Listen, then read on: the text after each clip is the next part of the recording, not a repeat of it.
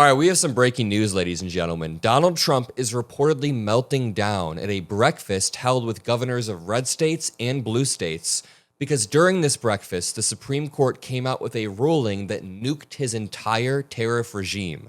Today is truly Liberation Day. It is a great day for the American consumer, a great day for the American pocketbook, and very clearly an awful day for Donald Trump and his tariff regime that he placed with zero precision, zero regard for the average American business or consumer. It's led to more inflation, more unemployment. It has choked businesses so much so that they don't have extra money to reinvest and grow their business. Donald Trump does not care about small businesses. He only wants to brag about fake numbers that he brought in. And the crazy thing is, the Supreme Court is now deciding whether Trump has to give all of this tariff money back. All of the money that he collected. No, it wasn't $18 trillion. No, it wasn't even $1 trillion. It was reportedly like $150 billion from American businesses. Trump may now have to give back. This leads us to the governor's breakfast he's having this morning. Earlier on in the breakfast, he kicked the press out. He said, I'm going to ask the press to leave. Then we just got reports from CNN. Apparently the breakfast had been going well. Then Trump became enraged. He started ranting about the decision, not only calling it a disgrace, but started attacking the courts at one point, saying, "These effing courts." We'll play this CNN clip in just one moment, but I want to bring you guys back to the beginning, the breaking news segment that shook the world, or at least restored part of the world. Make sure you drop a like and subscribe to the Adam Mockler feed. We will continue to push back against these anti-democratic forces every day. We're interrupting Kevin at the White House because we have breaking news from the Supreme Court. It has reached a major decision. CNN Chief Legal Affairs Correspondent Paula Reed has the details. What's this case about, Paula? This is one of the most significant cases that the justices have decided in recent years. Here, the Supreme Court ruling that President Trump's use of these emergency tariffs that he has implemented are illegal. It's the most significant economic case to reach the high court in years, sweeping implications for the economy and, of course, for presidential power. And at stake here are billions of dollars in revenue that have already been collected by the government. Pamela Wolf, the other significance here is that this is the first time that the 6-3 conservative court has ruled against President Trump in one of these major cases that have gone before the court since he returned to power in January. This is a brutal, brutal ruling for Donald Trump. And as Jessica Tarlov points out, is this what Liberation Day was supposed to feel like? The stock market began to immediately skyrocket, which kind of undermines Trump's entire theory that tariffs were good for the economy. How come every single time Trump placed tariffs, the stock market collapsed, and every single time Trump removed tariffs, the stock market continued to grow? It kind of tells you that tariffs are awful for the U.S. economy. How about this one? How come when beef prices rose way too high, Trump removed tariffs on beef? Why would he do that if tariffs didn't raise prices? But to continue, Representative Zoe Lofgren says, this is a win for Americans' pocketbooks and a loss for Trump and the House Republicans who enabled these tariffs. Gorsuch on the importance of Congress and the legislative process. Let's read directly from the ruling for 1 second. He says, "For those who think it's important for the nation to impose more tariffs, I understand that today's decision will be disappointing. All I can offer them is that most major decisions affecting the rights and responsibilities of the American people, including the duty to pay taxes and tariffs, are funneled through the legislative process for a reason. Yes, legislating can be hard and take time. And yes, it can be tempting to bypass Congress when some pressing problem arises. But the deliberative nature of the legislative process was the whole point of its design. That is the point of its design, so that one president can't just sweepingly change everything and screw us all over like Donald Trump is doing and has tried to do and is now getting shot down for doing. It says, yes, it can be tempting to bypass Congress, but the deliberative nature of the legislative process was the whole point of its design. Through that process, the nation can tap the combined wisdom and the people's elected representatives, not just that of one faction or man."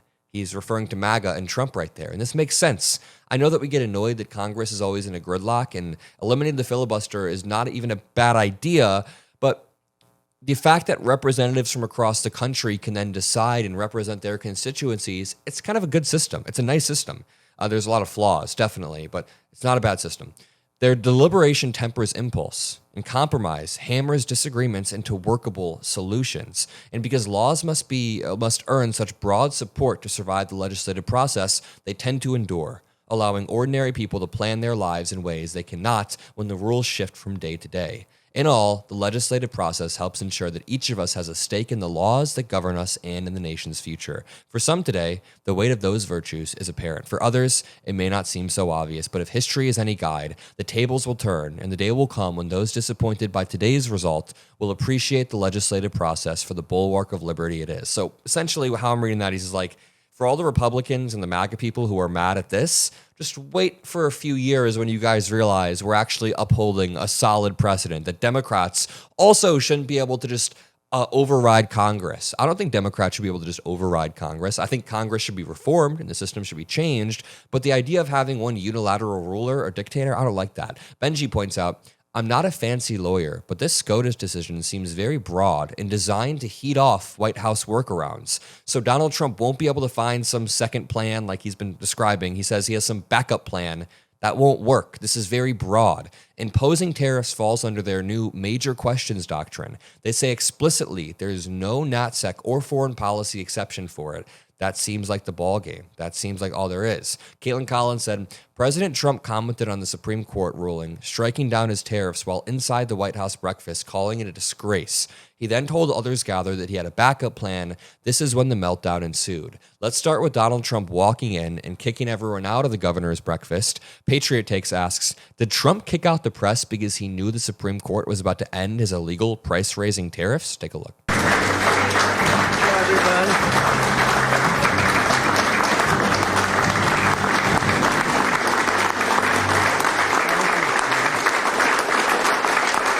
Well, thank you very much, everybody.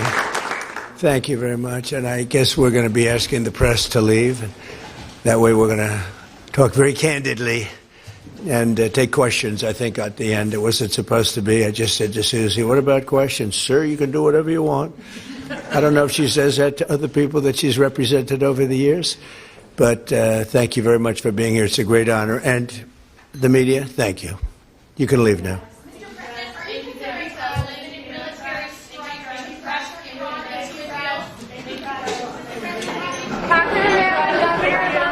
By press, maybe the reason he didn't want the press is because later on, CNN reports that the breakfast was going well, then Trump started to curse about the courts. Yeah, Pamela, we still have no official reaction from the White House or President Trump. We are waiting. I am told that they are meeting, discussing how they are going to respond. But we have learned more about what happened in the room when President Trump was with those governors and he learned of the Supreme Court decision. Apparently, the breakfast had been going well. They were working together. And then President Trump became enraged. He started ranting about the decision, not only calling it a disgrace, but started attacking the courts, at one point saying, these effing courts, but using the actual language there. We know that President Trump does use expletives on quite often when he is enraged in particular. I don't even care about the expletives. I don't care about the cussing. I care about the fact that he's trying to be an authoritarian with tariffs and trying to override Congress. So much so that his own Republican Supreme Court that is stacked with his own appointments are saying this is too far. You can't just do this. Now, this, of course, comes as this tariff policy. This could not be a bigger decision for President Trump. This could not be a bigger loss for President Trump. Not only is so much of his economic agenda based on these tariffs, so much of his foreign policy is based on these tariffs. He has used these tariffs as leverage in almost every meeting that he has had around the world. He has touted them as the most important part of the economic agenda. So clearly a huge loss, and he recognizes that today. Pamela? All right, Kristen Holm. A huge loss for him, but a huge, huge win for the American people. I mean, listen, there was a new study that came out recently showing there was a $1,000 price hike for the average American family solely due to Donald Trump's tariffs in 2025.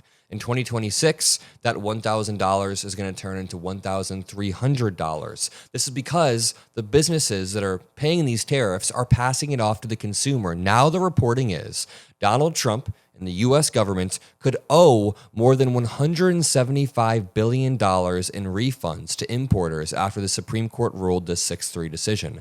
The potential refunds to a broad range of companies would be for tariffs already collected. Remember, not countries. Countries aren't paying the tariffs, but to companies.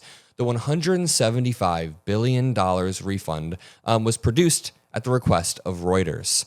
So this could be intense. I'm going to leave it there. A massive loss for Donald Trump, whose policies have been backfiring in a bunch of different ways. But to be candid, I feel like this is almost a Supreme Court saving Trump from himself. These tariffs were a disaster for the Republicans heading into the midterms. This is a Supreme Court kind of saving Trump from shooting themselves in the foot, hoisting themselves by their own petard. But all of his other policies are increasingly unpopular among the American people, from ICE to his foreign policy to everything he said about the Epstein files. We'll leave it there. I appreciate you all. I'll see you in the next video. Peace out.